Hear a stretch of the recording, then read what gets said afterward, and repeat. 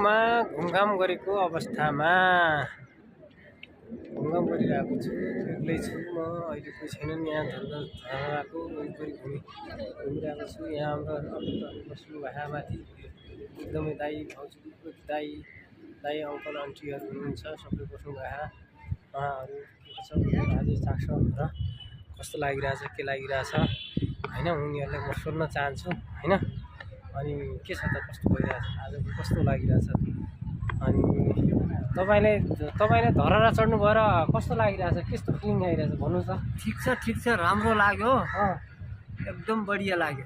पहिलाको भन्दा अहिले राम्रो छ। पहिलेको त धेरै फरक छ अहिलेको र पहिलेकोमा धेरै फरक छ होइन। तपाईँको केही भन्न चाहनुहुन्छ? केही टिकट चाहिँ पहिले अब 20 रुपियाँमा जान्थ्यो भने अहिले 200मा। त्यो त समयअनुसार परिवर्तन भएको होला, त्यो त गाह्रो मान्नु भएन होइन। त्यस्तै हो। तपाईँको टिकट वरिपरि पनि वातावरण ठिक छ, अझै केही समाधान बनाउनु छैन। अब अहिले त खासै समस्या केही देखिएन। अब पछि अब हामीलाई सहज अझै वातावरण भइदियो होइन। पानी खानेको व्यवस्था यताउति होइन, सुनको धाराको पानी जल खान पाए पनि अब खुसी भइन्थ्यो होला होइन। त्यो चाख्नु तपाईँले लागिराखेको छ है। सरकारले अब पुरा गरिदिनु पऱ्यो त्यो सबै। यहाँ आएको मान्छेले रमाइलो, हामी नेपालीहरूभन्दा पनि विदेशीहरूलाई विशेष आग्रह गर्नुपर्ने भयो। तपाईँलाई कस्तो लागिरहेछ भन्नुहोस् त, त्यो सुन्दा धरहरा चढेर माथि केही छ कस्तो आनन्द आइरहेछ कि के भइरहेछ त?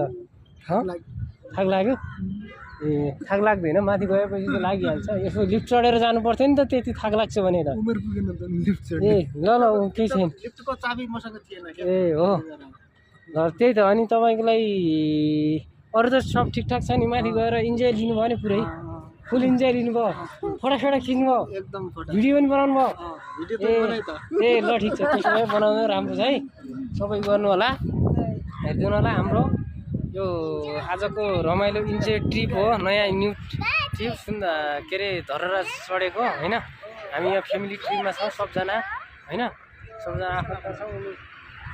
ल